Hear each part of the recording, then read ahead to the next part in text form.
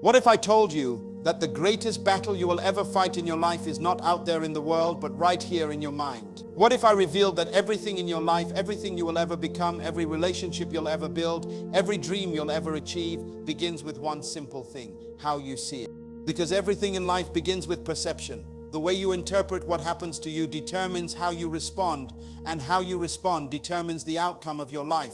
Two people can experience the same event, but one will see it as a tragedy, and the other will see it as a lesson. One will see loss, and the other will see growth. One will surrender, and the other will rise. Perception is the lens through which you view reality, and that lens is more powerful than reality itself. Your perception can make a blessing look like a burden, or a burden look like a blessing. Your perception can turn pain into purpose, or purpose into pain. Your perception is the difference between surviving life and mastering it.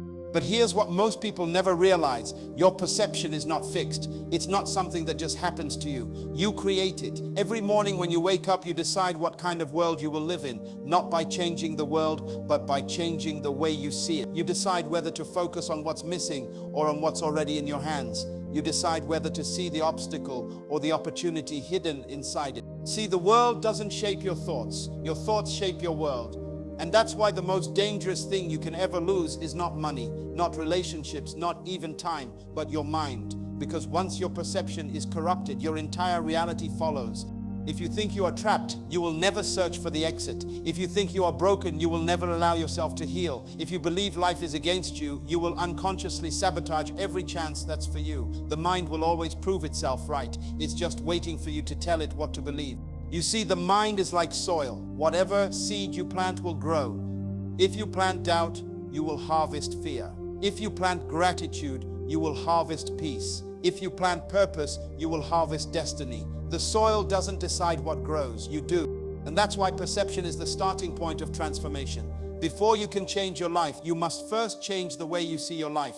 Before you can transform your world, you must first renew your mind. Every breakthrough begins with a mental shift. Every healing begins with a new belief. Every new chapter begins when you decide to see things differently. Nothing changes until you do. So today I want to challenge you to take control of your perception. Stop letting the world program your vision. Stop letting your past define your future. Stop letting fear speak louder than faith. You have the power to rewrite the meaning of every moment you experience. Because perception is not what happens to you, it's how you interpret what happens. And when you begin to interpret life through the lens of purpose, gratitude, and growth, the same world that once broke you will begin to build you. This is where transformation begins, in the quiet, unseen decision to change the way you see. Once your perception shifts, your entire reality starts to move with it. Every day, the world tries to program you. The news tells you what to fear. Social media tells you who to envy. Advertisements whisper that you're not enough until you buy something new. Every sound, every headline, every image competing for a single thing, your mind. Because whoever controls the mind controls the life.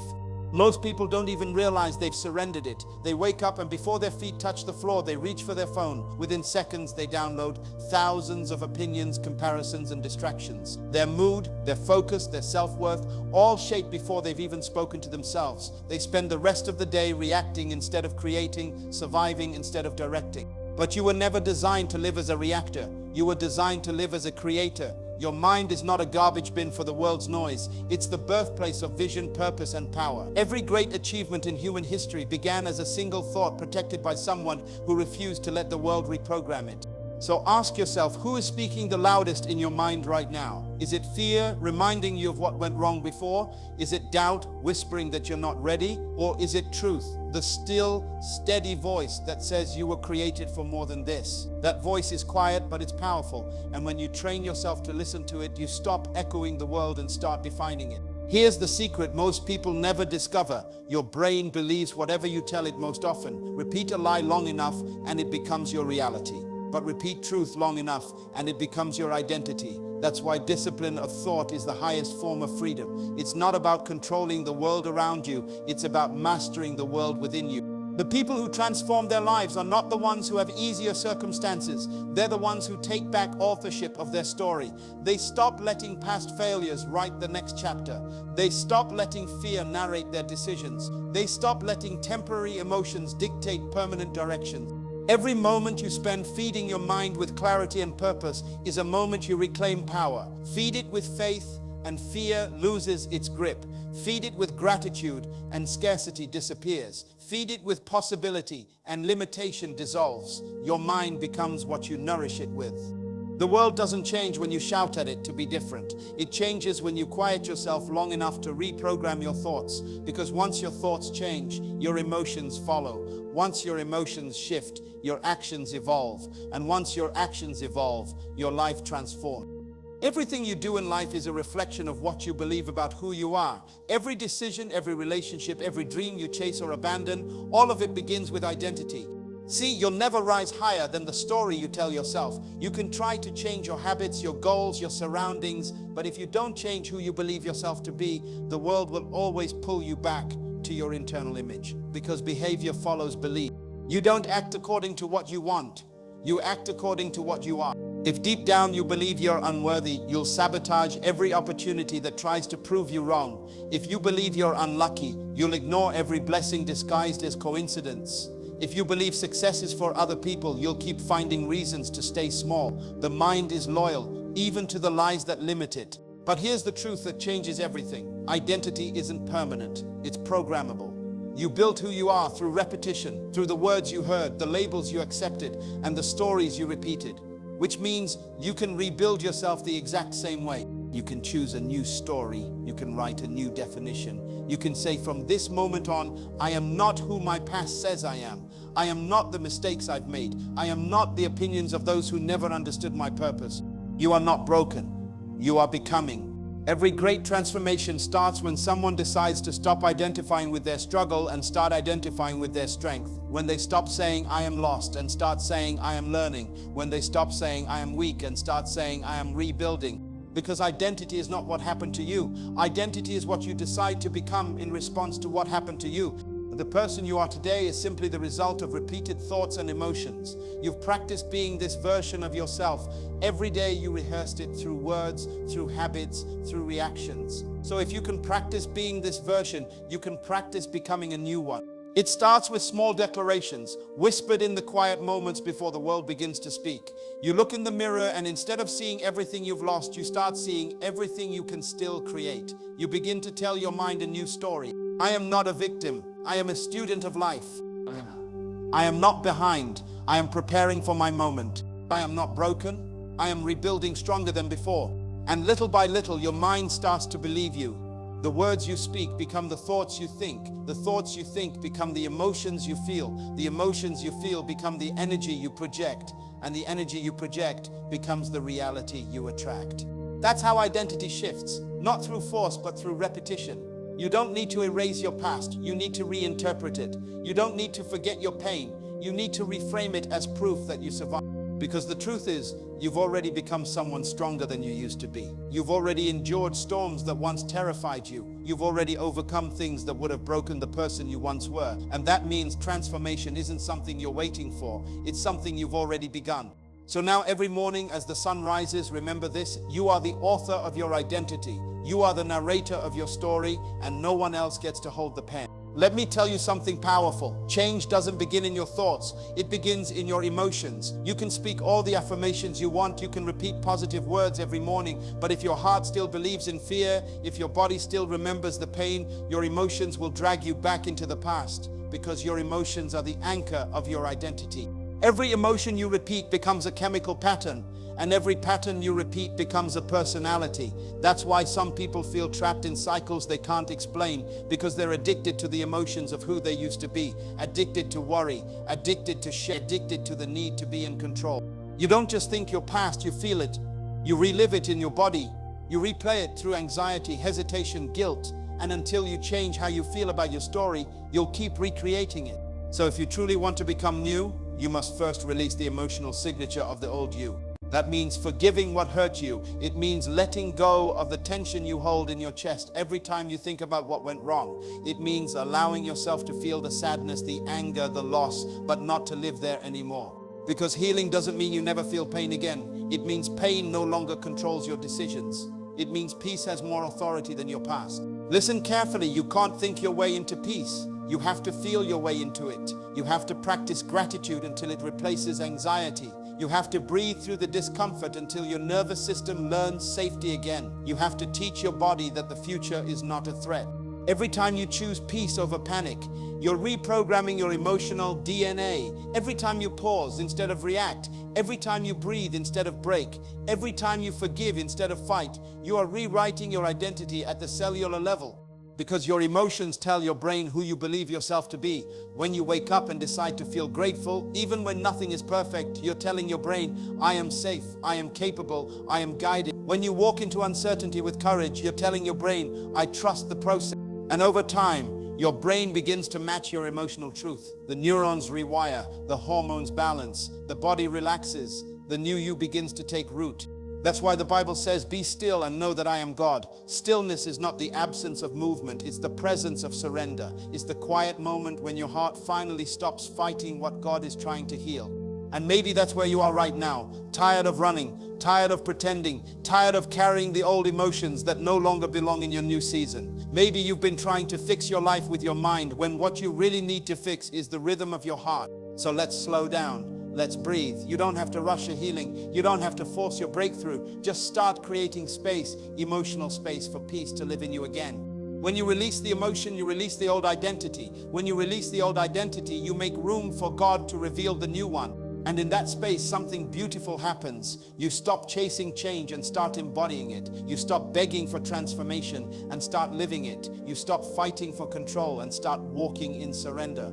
That's how you evolve emotionally, not by pretending to be healed, but by choosing peace one breath, one prayer, one decision at a time. There comes a moment in every journey when you realize it was never about control. It was always about alignment. You see, the hardest lesson to learn in life is that delay is not denial. Sometimes God pauses your plans to protect your purpose. Sometimes He hides you, not to punish you, but to prepare you. You've been praying for acceleration, but God's been working on foundation. Because what you build too fast may not last, and what you build without Him, you'll have to sustain without Him. Alignment means trusting divine timing, even when your human logic can't understand it. It's learning to rest when everything in you wants to rush. It's learning to say, Lord, not my will, but yours. You may think you're ready for the next chapter, but God knows what your character can carry. He knows what needs to mature before promotion. He knows the strength that must be developed in private before the spotlight ever turns your way. That's why He allows delay. Because delay develops discipline, delay builds endurance, delay reveals what kind of faith you really have when things don't happen your way. Sometimes alignment looks like waiting, and sometimes it looks like walking, even when you don't know where the path leads. Remember Abraham? God told him to leave everything familiar and go to a land He would show him, not a land he had already described, but one that would only be revealed through obedience. That's what alignment is. It's movement guided by trust. It's faith before understanding. And here's the truth. Obedience is the highest form of faith. It's not just believing God exists. It's believing that His plan is better than yours, even when it costs you comfort. You might not realize it now, but some of the people who walked away were part of God's alignment. Some of the doors that closed were divine redirection. Some of the disappointments were actually hidden deliverance, because alignment will always remove what's misaligned. When God starts aligning you, don't fight the pruning, don't resist the silence, don't despise the stillness. The seed doesn't grow by shouting at the soil, it grows by surrendering to it. You can't rush a process that's designed to mature your spirit. You can't force fruit before its season. When you're in alignment, you start to realize that what's meant for you doesn't require manipulation. It flows, it fits, it finds you. And maybe that's the key. Maybe alignment isn't about chasing what you want, but becoming who you need to be to receive it. Because the truth is, God's blessings are never late. They arrive exactly on time, but only when you're ready to hold them. So if it feels like life has slowed down, don't lose heart. Stillness doesn't mean nothing's happening. Sometimes silence is God speaking the loudest. Sometimes the delay is your divine training ground. You're not being punished, you're being positioned for purpose, positioned for peace, positioned for power. The doors will open when your heart is ready to walk through them with humility. The opportunities will appear when your motives are pure enough to handle them with grace. Alignment doesn't always feel comfortable, but it always leads to clarity. It teaches you to stop asking, why is this happening, and start asking, what is this shaping? Because God doesn't just guide your steps, He governs your pace. And when your pace matches His purpose, peace becomes your natural state. That's what alignment feels like. Peace in the waiting, strength in the uncertainty, trust in the unseen. And when you finally surrender to that rhythm, you'll realize something beautiful. You were never waiting on God. He was waiting on you to align, to release, to believe. There will come a point in your walk where faith won't feel exciting anymore. It'll feel exhausting. When the prayers seem unanswered, when the doors stay closed, when the weight gets heavier and you start to wonder if you're still walking in the right direction. That's where resilience is born, not in moments of celebration, but in the silent places where you decide to keep going anyway. Resilience is faith stretched to its limits, but not broken. It's courage wrapped in scars. It's waking up after defeat and saying, I will not give up because I know who walks with me. You see, God doesn't build strength in comfort. He builds it in contradiction. He lets you walk through fire, not to burn you, but to refine you. He lets the waves rise, not to drown you, but to teach you that even storms obey His voice. Every season of struggle is spiritual conditioning. Every trial is training your endurance. Every delay, every disappointment, every hardship is sculpting your character into something strong enough to carry destiny. We ask God for strength, but He gives us struggle because that's how strength is made. You cannot grow faith in the absence of pressure. You cannot develop patience in a season of ease. You cannot learn perseverance unless life gives you something to persevere through. Think of a seed buried beneath the soil. It's dark, it's quiet, it's unseen. Yet in that hidden place, roots are forming. Strength is developing. Growth is happening. That's what God is doing in you. When it feels like nothing is moving, He's strengthening what's unseen. When life feels heavy, when everything in you wants to quit, remember, pressure reveals purpose. Diamonds are made in darkness and warriors are shaped in warfare. God is not absent in your adversity. He's active in it. He's teaching you that endurance is not about escaping difficulty, but standing firm in the middle of it, because your peace isn't proven in calm, it's proven in chaos. Resilience doesn't mean you never feel tired. It means you refuse to let tiredness make your decisions. It means you can cry and still continue, doubt and still believe, fall and still rise again. The most powerful people aren't those who've never struggled. They're the ones who refuse to let struggle define them. They're the ones who saw pain as a teacher, not a curse. Resilience says, this storm may shake me, but it won't sink me. It says, what was meant to break me will build me. It's the quiet defiance of faith that whispers, I will trust God even here. And here's the mystery. Resilience doesn't just change your strength, it changes your vision. You stop seeing hardship as punishment, and you start seeing it as preparation. You stop asking why me and start asking what's being developed in me. When you've walked through enough fire, you stop fearing it because you realize the fire doesn't consume you. It clarifies you. It burns away what's temporary so that what's eternal can emerge. Resilience teaches you to bless the breaking, to thank God even for the things that hurt, because you understand now, without the breaking, you would have never discovered what you're made of.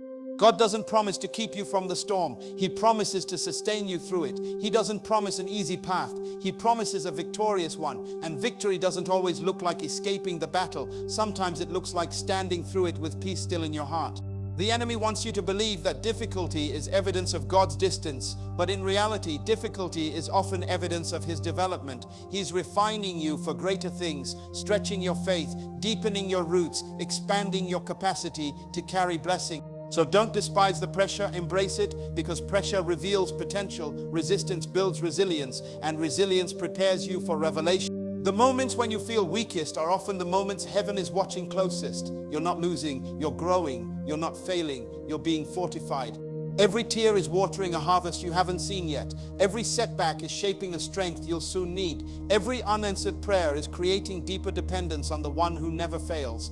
You are being built for something bigger than your current season.